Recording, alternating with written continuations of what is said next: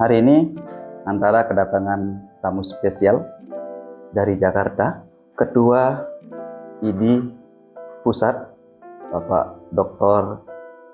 Muhammad Humaydi. Apa kabar, Dok? Alhamdulillah. Alhamdulillah. Selamat siang. Salam buat semua sahabat Antara. Siap. Dok, kemarin ID melaksanakan muktamar Ya. dengan dihadiri Pak Menko Yusril. Ya. Bukan. Bisa digambarkan sedikit, Dok? Ya. Jadi yang pertama, prosesi muktamar itu adalah sebuah musyawarah tertinggi dalam satu forum Ikatan Dokter Indonesia yang dihadiri oleh seluruh cabang. Kita punya hampir 456 cabang, hampir 460-an cabang. Kemudian dengan 35 wilayah di seluruh provinsi, dan juga kita punya perhimpunan dan keseminatan. Perhimpunan sekitar 38 perhimpunan spesialis ya, dan perhimpunan dokter pelayanan primer, serta keseminatan 55. Jadi organisasi ID ini adalah satu organisasi yang cukup besar yang menghimpun seluruh dokter di seluruh wilayah Indonesia. Hingga forum muktamar ini menjadi satu forum yang mempunyai kepentingan dalam rangka yang utama adalah satu proses konsolidasi internal. Inilah yang kemudian menjadi satu muatan utama di dalam forum muktamar ini. Dan di dalam forum muktamar ini memang untuk di Mataram ini forum yang spesial sebenarnya dibandingkan di muktamar-muktamar yang lainnya. Kenapa? Satu, tidak ada sebuah prosesi pemilihan ketua karena kita merubah regulasi internal, tidak lagi elected presiden. Jadi kalau dulu ada elected presiden, sekarang pemilihan langsung yang nanti akan dimulai baru tahun 2028. Kemudian yang kedua, kita tahu bahwa hampir 3 tahun ya terakhir ini begitu luar biasanya dinamika yang terjadi di dunia kedokteran, kesehatan. Pasca COVID itu pun juga itu membuat sebuah orientasi di dalam semua negara sebenarnya terkait dengan masalah kesehatan itu tidak hanya semata-mata sebuah unsur sosial saja, tapi dibangun dalam sebuah konstruksi, sebuah bisnis atau investasi kesehatan. Yang itulah yang kemudian memberikan sebuah dampak buat turbulensi yang terjadi di internal organisasi. Tapi tentunya menjadi satu hal yang kemarin buat kita mengapresiasi sekaligus rasa terima kasih kita khususnya kepada Presiden Republik Indonesia yang kemudian dengan kehadiran Pak Menko Hukum, HAM, dan Imigrasi Pemasyarakatan yang kemudian beliau juga mendukung kami dalam konteks bahwa organisasi profesi itu seharusnya single bar, punya satu. Dan ini tentu menjadi semangat buat kita semuanya, karena yang namanya organisasi profesi itu ada 3 hal sebenarnya. Satu, yang punya tugas body of knowledge. Body of knowledge, artinya keilmuan ada. Yang kedua, dia punya tanggung jawab continuing professional development dalam rangka pendidikan kedokteran berkelanjutan. Kenapa?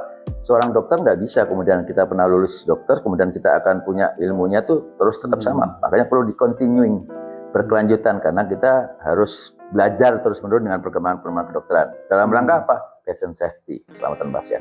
Dan yang kemudian yang ketiga, bahwa namanya organisasi profesi harus ada namanya standar etik.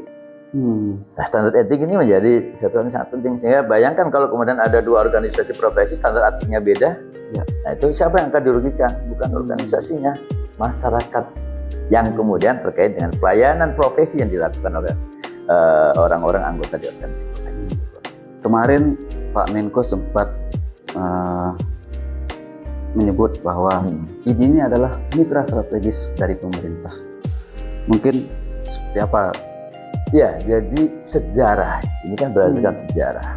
Lahirnya Ikatan Dokter Indonesia itu bukan lahir dari kepentingan sebuah kelompok profesi yang kemudian berkumpul, oke, kita buat organisasi, bukan. Tapi lahirnya Ikatan Dokter Indonesia itu dimulai daripada tahun 1909. Ya, munculnya perkumpulan dokter Hindia Belanda, kemudian berubah menjadi perkumpulan dokter pribumi. Jadi istilah di dalam nomenklatur Belanda Vereniging Indies kemudian berubah menjadi Vereniging Indonesia. Nah, itu yang kemudian akhirnya menjadi kenapa itu butuh Indonesia, karena kita ingin, atau para pendahulu kita itu ingin masyarakat Indonesia terlayani oleh dokter Indonesianya. Sehingga kemudian itu namanya Pemuda Dokter Pribumi tadi. Yang itu kemudian akhirnya terus sampai pada satu momen pernah ada 2 organisasi di bidang kedokteran di tahun 1926 lah pada saat di zaman penjajahan Jepang ya. Perubahan dari perkumpulan dokter pribumi menjadi Jawa Hokokai yang kemudian habis itu pecah menjadi 2 namanya Perkumpulan Tabib Indonesia Pertabin dan juga Perkumpulan Dokter Indonesia. Nah, dengan 2 organisasi tadi kemudian di tahun 1950 disatukanlah 2 organisasi itu menjadi ikatan. Jadi kenapa namanya kok bukan perkumpulan? Kok namanya kok bukan perhimpunan? Karena yang ingin ditonjolkan ya semangat yang ingin ditonjolkan pada saat itu adalah apa? Ikatan tadi. Karena profesi itu tidak terlepas dengan yang namanya spiritual alignment kita, apa? Kesejawatan. Itu yang kemudian di dalam perkembangannya mulai dari Ikatan Indonesia tahun 1950 sampai seterusnya bahkan di COVID kemarin kita tidak pernah memposisikan sebagai sebuah organisasi yang mengoposisi pada pemerintah. Tapi semua para pendahulu kita bahkan selalu terlibat di dalam sebuah pemerintahan. Salah satu pendiri kita, Dr. Soeharto yang 2 tahun yang lalu mendapatkan gelar pahlawan nasional, beliau adalah malah menjadi menteri, bukan menteri kesehatan, menteri 3 kali pernah menteri di dalam kabinet di zaman Presiden Soekarno. Beliau juga pendiri Bank Nasional Indonesia BNI, dan itu adalah sebagai bukti bahwa IDI terlahir memang untuk terus menjadi mitra strategis pemerintah. Nah ini yang kemudian apa yang disampaikan Pak Menko ini dalam satu kerangka bahwa mengingatkan, reminding bahwa IDI akan tetap selalu menjadi mitra strategis pemerintah. Bicara IDI lagi Pak Dokter, jumlah anggota IDI sekarang ada berapa banyak di Indonesia? Ya, jadi kita anggota dokter umum itu sudah sekitar hampir 160.000. Kemudian spesialis sekitar hampir 50.000-an, jadi hampir 210.000 anggota kita. Yang itu kemudian tersebar di seluruh wilayah Indonesia. Kemarin kan IDI sudah menggelar muktamar. Mungkin ada rekomendasi atau resolusi apa yang buat pemerintah? Ya, jadi kemarin kita juga diskusikan secara internal dengan teman-teman ya. Dan insya Allah hari ini sebenarnya ini hari terakhir penyelenggaraan muktamar yang kemudian ini kita masukkan dalam satu bagian penguatan komitmen. Penguatan komitmen ini yang kemarin juga kita sampaikan sehingga kedatangan teman-teman di cabang di saat ini itu dengan semangat luar biasa apa? Membangun komitmen bersama. Nah, apa komitmen itu? Ada 5 resolusi yang kemudian akan disampaikan sebenarnya pada hari ini. Ini kita harus bocorin dulu di antara ini ya. Padahal ini sebelumnya ini belum rilis sebenarnya. Kita bocorin di antara, tapi nanti ini nggak apa-apa. Ini tentunya melalui antara ini bahwa Ikatan Dokter Indonesia ya dan seluruh dokter di seluruh wilayah Indonesia yang hadir, yang ini mewakili daripada representasi dari teman-teman yang ada di seluruh wilayah Indonesia, maka kita berkomitmen satu sebagai dokter pengabdi. Dokter pengabdi dalam upaya peningkatan kesehatan bangsa Indonesia. Ya, kemudian yang kedua sebagai dokter tadi mitra strategis. Ya, mitra strategis siapa? Pengemban amanah rakyat itu siapa? Presiden. Maka kita siap untuk menjadi mitra strategis pemerintah sehingga kita mensupport, mendukung program-program yang dirilis oleh Presiden. Ya, kalau sekarang ada 2 yang utama, makan bergizi gratis dan medical check up. Ya, itu adalah 2 yang juga kita support terkait dengan masalah program strategis pemerintah Presiden Prabowo ini. Kemudian yang ketiga sebagai dokter pejuang. Ya, tadi karena kita tahu problema kesehatan di Indonesia ini sangat luar biasa. Kita punya kondisi geografis juga yang berbeda, demografis, sehingga kita harus muncul dalam satu bentuk pejuang karena kearifan lokal. Permasalahan kesehatan di Indonesia tidak serta-merta itu seperti permasalahan kesehatan di negara yang lain. Kita punya kearifan lokal, punya karakteristik yang juga membutuhkan para dokter pejuang untuk bisa mengabdi di seluruh wilayah Indonesia. Kemudian yang keempat sebagai dokter pendidik. Pendidik buat siapa? Organisasi profesi itu mempunyai tugas 3E. Empowering the community. Yang kedua, educate the government. Nah, internal energizing the profesi. Nah, 3E ini yang menjadi satu hal yang kemarin juga diingatkan dalam satu pertemuan internasional di World Medical Association. Presiden World Medical Association mengatakan call for all the physicians in the world, bahwa mereka seluruh dokter di dunia untuk kemudian mari sama-sama mendukung, mengedukasi kebijakan-kebijakan strategis negara dalam satu upaya apa? Untuk peningkatan kualitas, pemerataan, dan juga kemudian kesehatan seluruh masyarakat. Ya. Kemudian yang kelima adalah, yang paling penting adalah organisasi profesi dan para dokter berkomitmen untuk menjadi dokter yang beretika, berkompeten, dan dokter yang baik ini tentunya memegang teguh nilai etik, moral ya, dan kemudian nilai kesehatan. Nah, kalau udah bicara nilai kesehatan, maka harus berada dalam satu rumah besar, yaitu Ikatan Dokter Indonesia. Nah, tadi dokter sempat menyinggung soal MDG.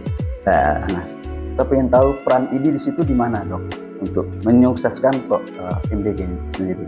Ya, jadi program makan bergizi gratis ini adalah program dalam rangka preventif ya, preventif dan promotif yang berkaitan dengan kebijakan kesehatannya. Karena kalau kita bicara sekarang dalam konteks upaya-upaya kesehatan, maka preventif ini menjadi sangat penting. Nah, salah satu upaya yang juga harus penting di dalam makan bergizi gratis ini, kita punya generasi masa depan. Siapa? Anak usia sekolah. Siapa? Ibu hamil. Yang itu nanti akan melahirkan para putra-putra bangsa yang nanti akan bisa menjadi satu penguatan di dalam kualitas sumber daya manusia. Dan makan bergizi gratis ini dalam satu upaya untuk kemudian mendukung gizi tadi. Apakah itu menjadi satu permasalahan yang akan bisa menjawab semua? Tidak tentunya. Tapi paling tidak ya, dengan kita memberikan satu asupan bergizi yang baik, ditambah lagi nanti dengan melibatkan semua stakeholder untuk mendukung upaya termasuk juga masalah kesejahteraan, secara ekonomi, terus kemudian membangun hygiene sanitasi yang baik, maka ini menjadi satu upaya yang akan menjadi modal bangsa sehingga masyarakat nggak gampang sakit. Masyarakat dengan kualitas sumber daya manusia intelektual dengan kecerdasan yang juga akan semakin naik dalam rangka apa? Meningkatkan Human Development Index. Jadi kami juga sudah menyampaikan kepada teman-teman seluruh Indonesia secara langsung, secara organisasi ya, tentunya melalui anggota-anggota kami yang ada di lapangan dalam upaya mendukung program-program ini gitu. Tapi paling tidak kita bersama-sama juga dengan stakeholder yang lain memberikan edukasi kepentingan terkait dengan program makan bergizi gratis. Kemudian ada satu lagi, dok, program pemeriksaan kesehatan gratis. Mungkin bisa Nah, ini sebenarnya juga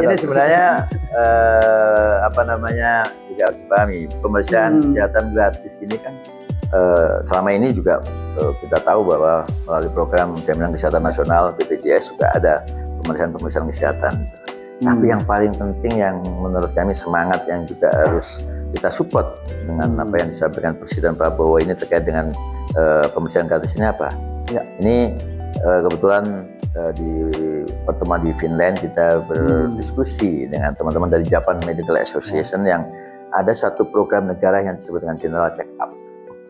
Nah, apa yang dibuat sekarang ini pun juga sama. Tujuannya apa sih kita General Check Up itu? Kita punya database tentang kesehatan seluruh masyarakat Indonesia. Database untuk apa? Ya, kita dari situ kita bisa melakukan pemetaan. Oh, ternyata, mohon maaf, di NTB karakteristiknya masyarakatnya banyak kemudian terkena penyakitnya hipertensi, penyakitnya apa? Ginjal dan sebagainya gitu.